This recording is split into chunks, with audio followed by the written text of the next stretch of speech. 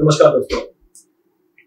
लोग हमसे कई बार पूछते हैं कि हम अगर एसीएल सर्जरी करवा तो लेंगे, लेकिन हमारी उसके बाद आगे की जिंदगी रहेगी कैसी, घुटने कैसे रहेंगे और आगे चल के हम खेलकूद कर पाएंगे कि नहीं, और घुटने बदलने की नौबत कैसी रहेगी। तो दोस्तों, today's topic is life after ACL surgery. दोस्तों, एसीएल सर्जरी, एसीएल रिकंस्ट्रक्शन करवाने के बाद जो आपको नॉर्मली पता होगा कि इसमें हम अगले दिन से एक्सरसाइज चलना फिरना शुरू कर देते हैं। फिर यूजली एवरीबडी इज लाइक कि 6 महीने के बाद आप खेलकूद शुरू कर सकते हो, अपना back to ground, back to sports सब करना शुरू कर सकते हो। जिम तो इनफैक्ट आप 1 महीने के बाद भी शुरू कर सकते हो, जिसमें कि स्क्वाट्स, लंजेस, बर्पीज जैसे एक्सरसाइज हम शुरू करते हैं। दोस्तों, 6 महीने के बाद जब आप खेलना कूदना शुरू करते हो, ऑलवेज मेक श्योर कि आप थोड़ी वार्म अप करके खेलो। ऑलवेज मेक श्योर कि आप जब खेल कूद कर लेते हो, अपनी 1-1.5 घंटे की खेल कूद हो जाती है, तो उसके बाद थोड़ा कूल डाउन करना चाहिए।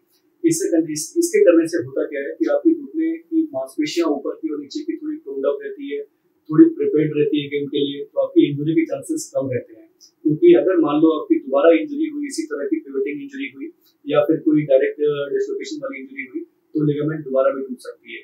इसलिए दोस्तों, थोड़ी आपको फिटनेस के साथ खेलकूद करते रहना चाहिए। Proper warm up, proper cool down is of utmost importance. तो आगे चल के घुटने आपके एकदम परफेक्ट रहते हैं। और घुटने की इसकी जो घिसावट की प्रक्रिया है, ऐसा बिल्कुल भी नहीं है कि घुटने आपके आगे चल के सर्जरी के बाद कुछ घिसते हो, बल्कि ना कराने से घिसते हैं। तो इसलिए दोस्तों, घुटने में घिसावट का इसके साथ रिकंस्ट्रक्शन करने के बाद आपकी इनफैक्ट चांसेस कम हो जाते हैं, क्योंकि इसमें जो घुटने की घिसावट हो रही थी वो हो रही थी इंस्टेबिलिटी की वजह से, क्योंकि लिगामेंट नहीं थी तब हो रही थी। अब लेकिन लिगामेंट आपकी जब दोबारा बन गई है, घुटने आपके दोबारा स्टेबल हो गए हैं, तो आगे चल के घुटने में ऑस्टियोआर्थराइटिस होने की संभावना इसके रिकंस्ट्रक्शन के बाद बल्कि कम रहती है।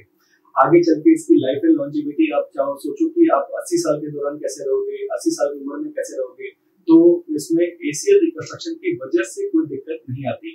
जो एज रिलेटेड फैक्टर्स की वजह से जो दिक्कत आनी है वो आएगी। एंड एसीएल रिकंस्ट्रक्शन के साथ आपकी लाइफ जैसे नॉर्मली एक नॉर्मल इंसान जो एकदम कभी किसी को इंजरी नहीं हुई हो, फिट रहते हो, एकदम वैसी लाइफ चलती है। एंड इसके रिजल्ट आगे चल के लॉन्ग टर्म में ऑसम है, बहुत ही अच्छे हैं।